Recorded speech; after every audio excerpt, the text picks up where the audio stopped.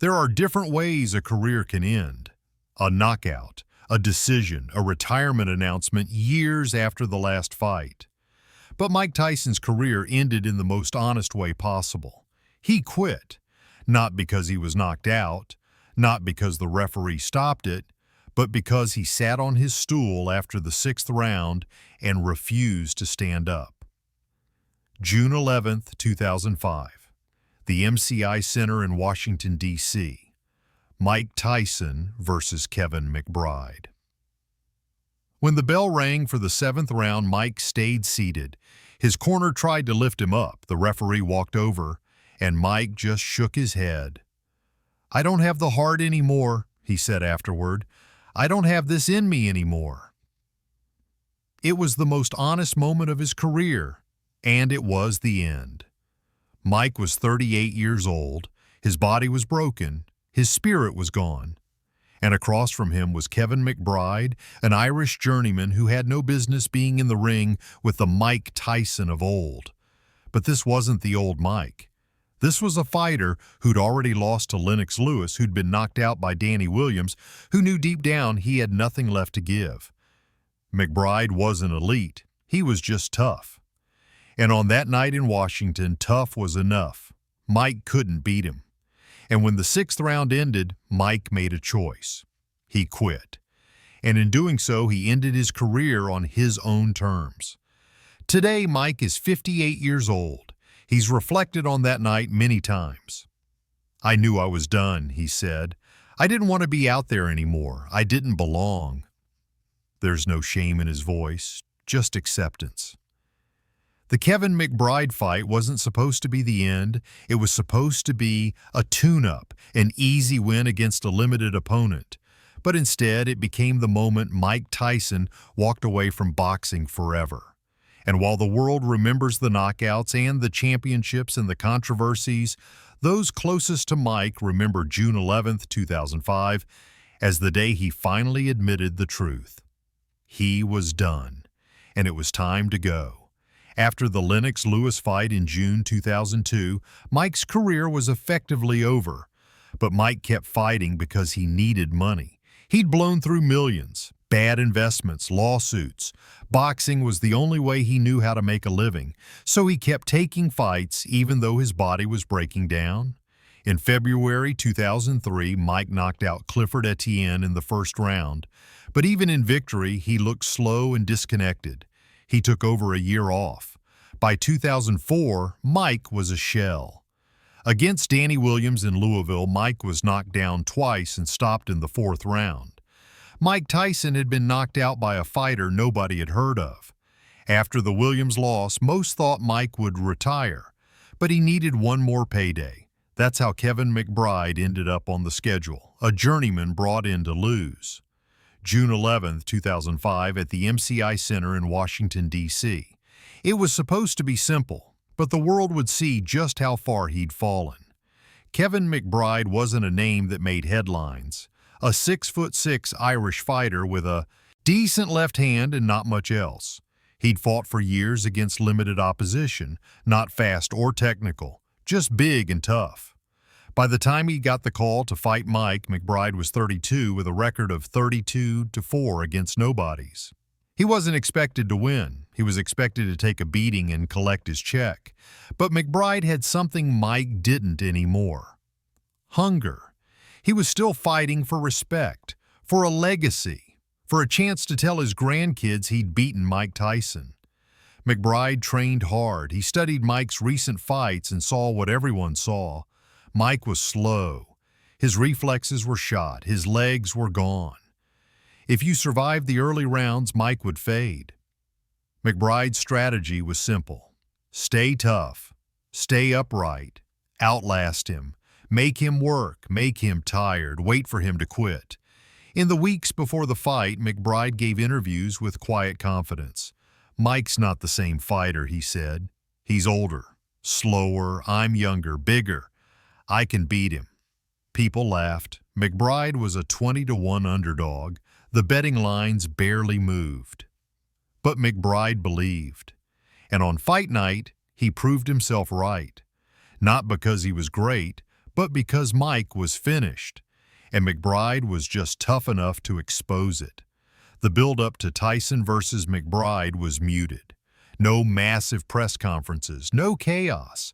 Mike showed up for promotions looking heavy and disinterested.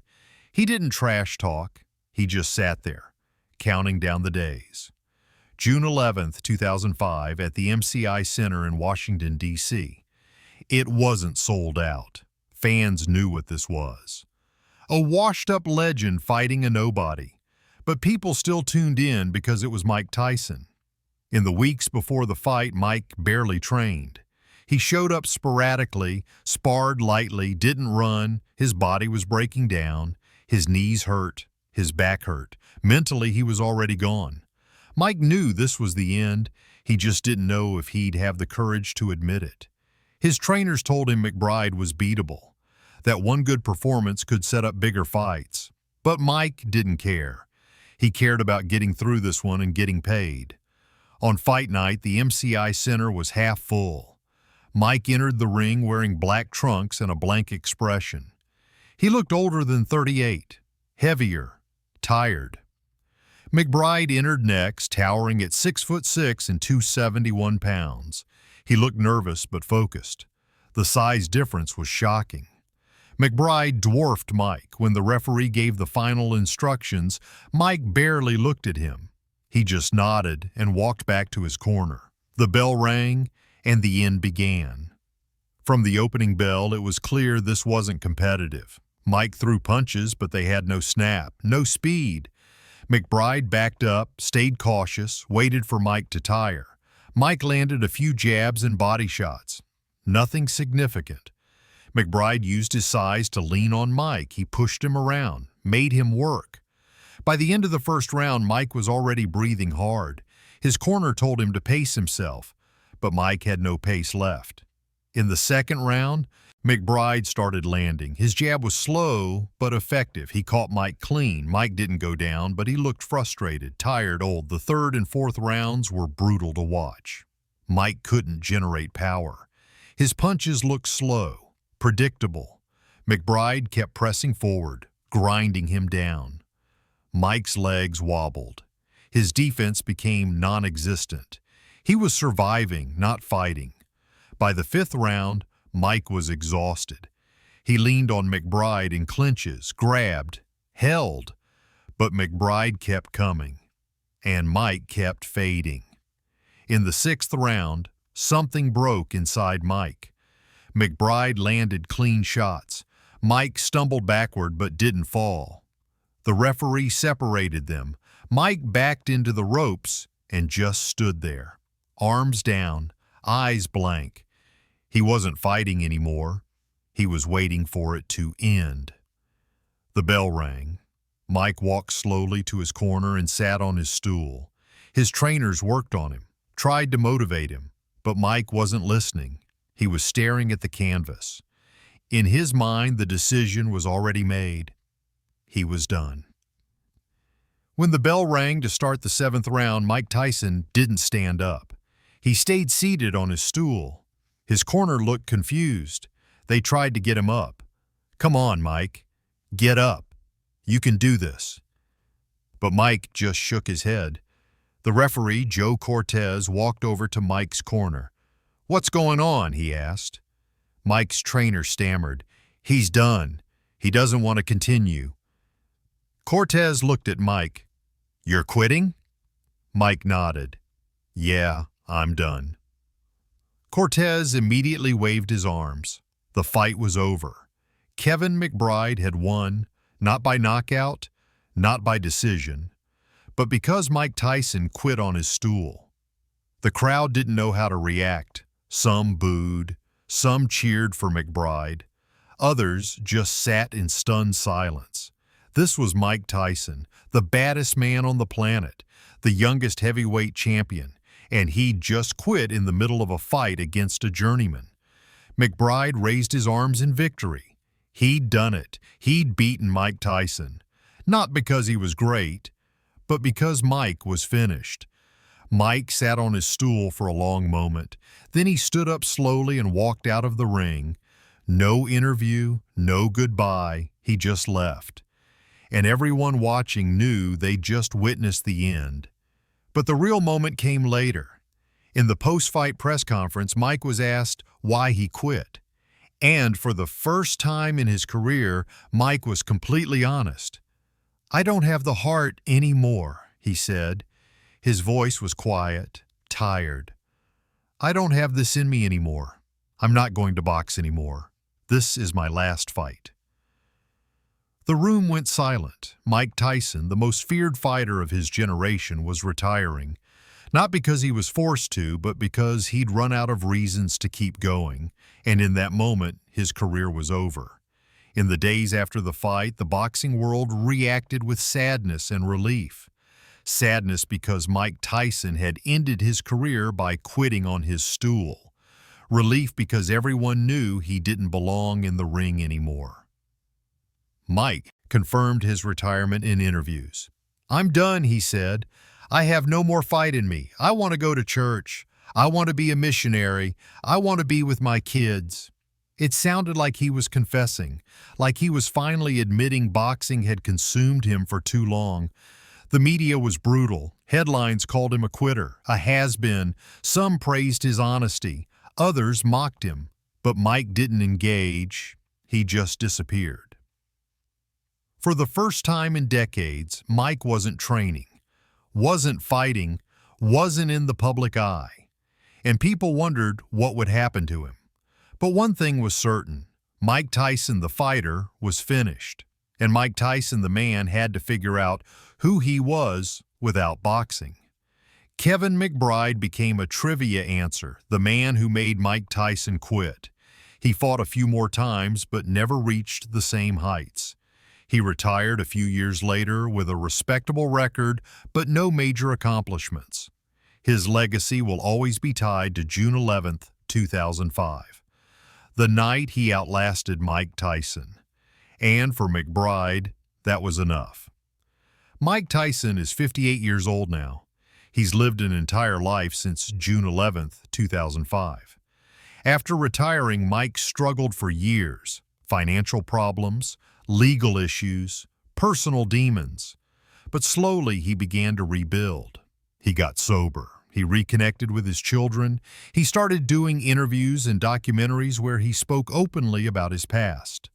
In 2020, Mike returned to the ring for an exhibition against Roy Jones Jr. It wasn't a real fight, just a spectacle. But it showed Mike had made peace with boxing. It no longer owned him. Today, Mike reflects on the Kevin McBride fight with clarity. "I was done," he said. "My body was shot, my mind was gone, I didn't want to be there, and quitting was the smartest thing I ever did." There's no regret in his voice, just honesty. Mike knows quitting on his stool saved him from more damage, more humiliation. It allowed him to walk away before boxing destroyed him completely. "I'm proud I quit," he said. "It takes courage to know when you're done." Kevin McBride is 51 years old now. He's retired and living quietly in Massachusetts. He occasionally gives interviews about the night he beat Mike Tyson, and he always speaks with respect. "Mike was a legend," McBride has said. "I was just in the right place at the right time. He was done, and I was there when it ended." McBride never became a star, but he'll always be remembered as the last man to fight Mike Tyson. And that's a legacy he's proud of.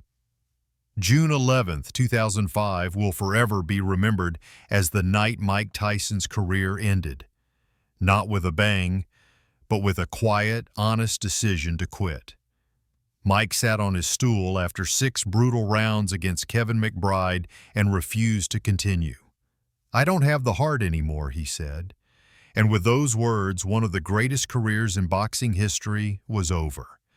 It wasn't the ending anyone wanted. Fans wanted to see Mike go out on his shield, knocked out swinging, but that's not what happened. Mike quit, and in doing so, he showed more courage than he ever had in the ring. The fight itself was a reminder of how cruel boxing can be. Mike Tyson, the once feared destroyer, couldn't beat a journeyman. He was slow, tired, broken, and everyone watching could see it.